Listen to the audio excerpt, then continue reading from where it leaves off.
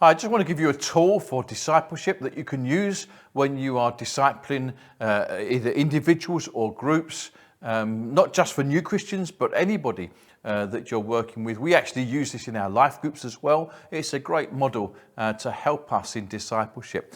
We call it the 3/3, and it's a way of understanding a structure that will help you to get through the points of discipleship that you want to get through. It's not a straitjacket, so if you take longer in certain areas than others, or if you don't cover everything, that's fine. But these are the areas of discipleship that are important, and it's important that we do this regularly. We don't miss everything out every time. Otherwise, we get stuck into a pattern that is not helpful. And so, as the name suggests, this is divided into 3/3, and it gives our time split in that way. And so if you've got an hour and a half to disciple someone, you can spend half hour here roughly, half hour here, half hour here, those sorts of time scales. It just gives you in your mind a way of working in this discipleship. The first third here is about looking back. Going back over where we've been, what God has been doing, reminding us of the vision and things like that. So that's a look back. The second third here is a look up. We're looking to God, we're looking to Jesus, we're into his word, we're seeing a new lesson there. And then the final third is looking forward, setting goals, talking about what's to come and praying as we go into the world. So the 3/3, looking back, looking up, and looking forward. So what we do in each of these areas, roughly a third of our time in each. The first point that we have here is mutual care. Now this is a time of just checking up on everyone. How are we doing? How are things with you? Or how's your week been? Sharing any highlights that have happened, what's God been doing, or any challenges or lowlights, those challenges that we face, just sharing that together. And of course, from that, you might find that you can pray from that. You can give thanks for what God is doing. You can pray for some of the challenges that you're facing, either individually or as a group in this way. So that could very easily lead into prayer. The second thing then is a time of worship. Okay, and this could be, if you're I'm discipling people in a coffee shop, you can't just get your guitar out and start to sing. It could be just as simple, let's open a psalm together and read from the Bible and praise in that way. If you're in somewhere where you can sing, it's always good to sing. Christians sing, that's what we do. It's lovely to sing to the Lord. So you could just worship through the word, just to have some prayers of thanksgiving, or sing together, but some act of worship here. You could maybe even share communion here and just to come around the table in that way. And so that's the second thing that we would do. The third thing that we would do is called loving accountability.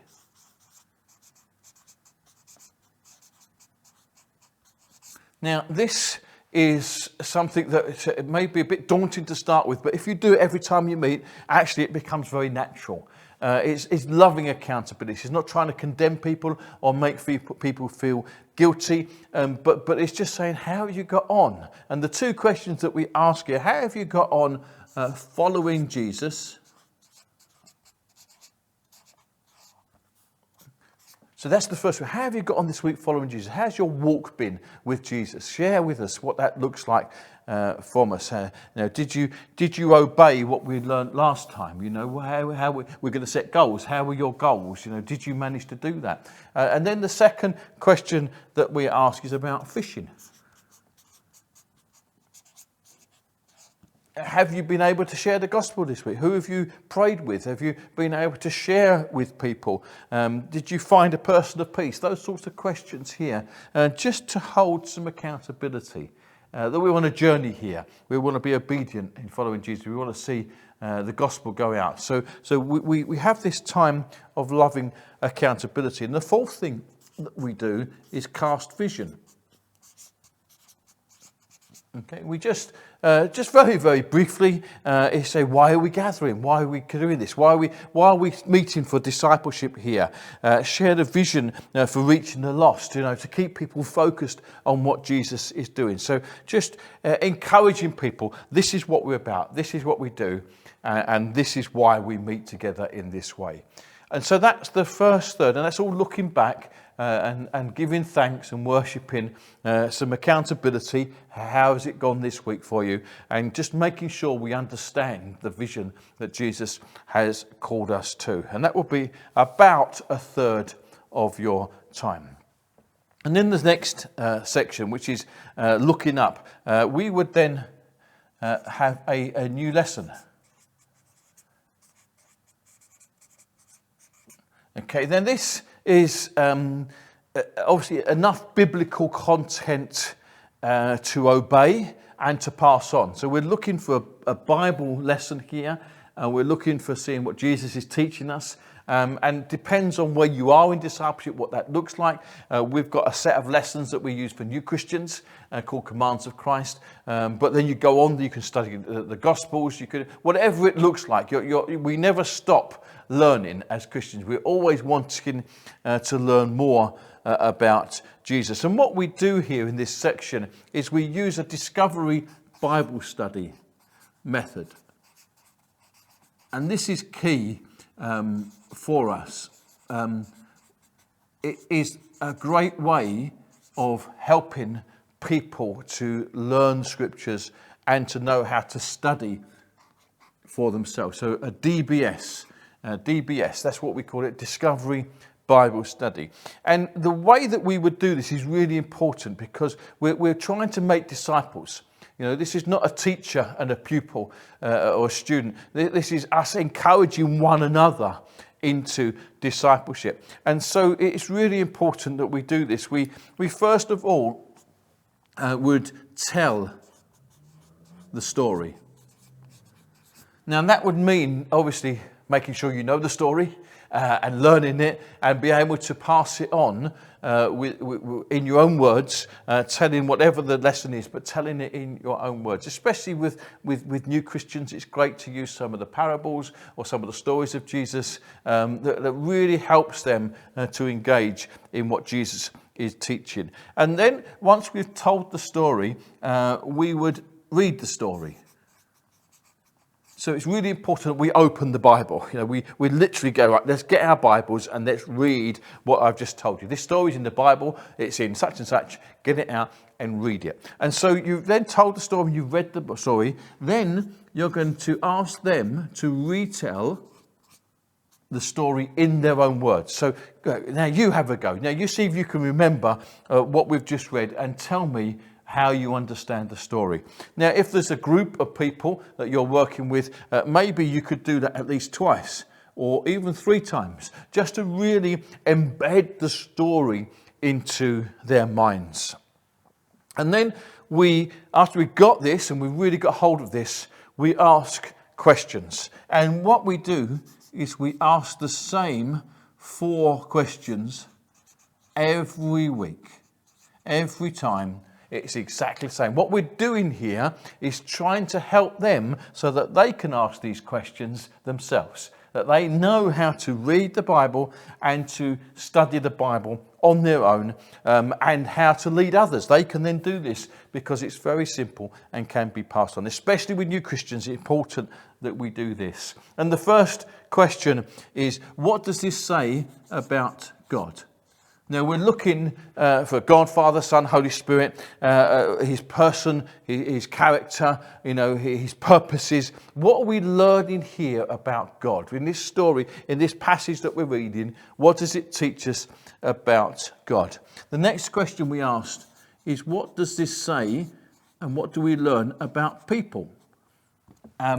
And we're looking at seeing, well, actually, we're sinful, we're greedy, we need God, we go our own way. Those sorts of things. We look at what does this say about us as a human race? What does this say about people and where we are? And then, is there a command? Now, of course, when we're doing new new Christians, there is obviously a command because we've chosen a passage that will have a command in it. Actually, our series set for the new Christians is called Commands of Christ. And so we're actually looking for that because we've given that passage that has that. But you could also ask, is there a command? Is there a promise that we need to do? Is there something encouraging here for us to be obedient to? Is there a sin for us to avoid? You're looking at what are we learning from this? For new Christians, we're asking, what is the command that Jesus is giving us here?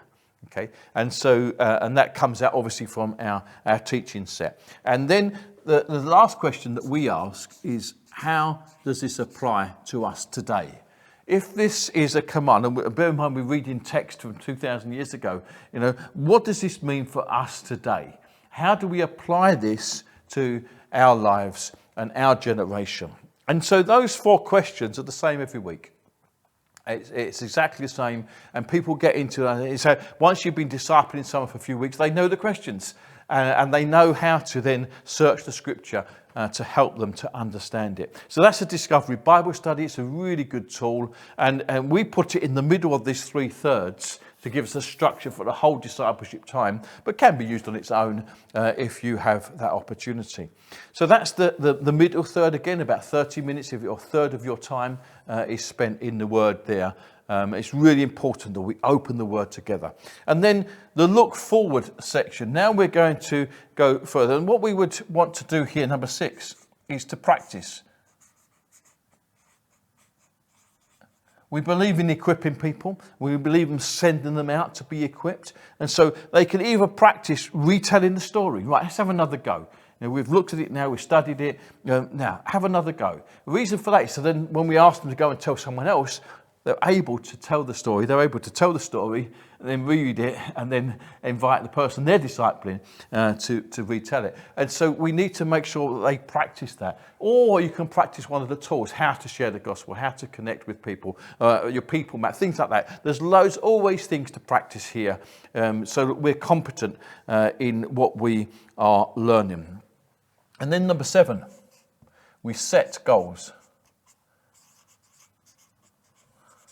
Now, this is so important. We're looking for obedience in our discipleship. We're looking to learn what Jesus is telling us to do, and we're looking to be obedient in what we're doing. So goals for personal growth, goals for sharing the gospel, and goals for training others. We use an acronym called COST. And so the C is connect.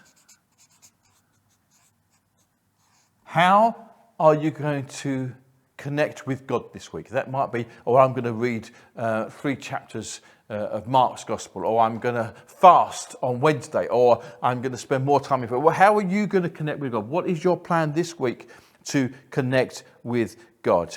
And then the second thing, the O, is obey. We've learnt something today. We've seen what Jesus has been teaching us. What are you going to do to obey what you have just learnt? Then the S is share.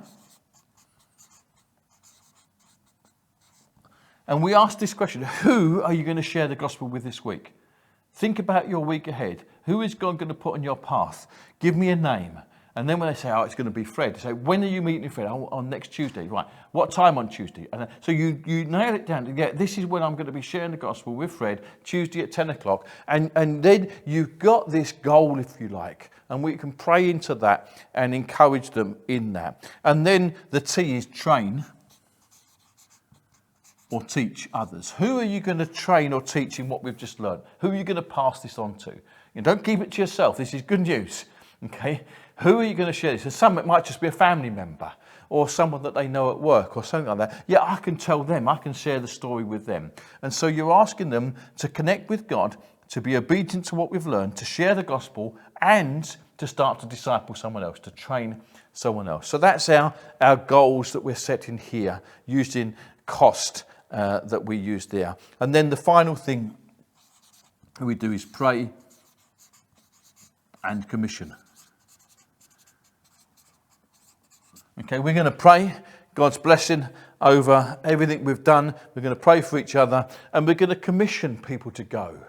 Now go. and make disciples. Go into the world. Go and take what we've learned and put it into practice. Go and live for Jesus. Go and know him, commune with him, walk with him as you go into place. So this is our 3/3. It's a great discipleship tool. It gives you an idea of what your time should be spent on. These are all important areas, and it gives you a little bit of structure to help you as you do this. Now, the thing is that as Christians, we're quite good at some of this stuff.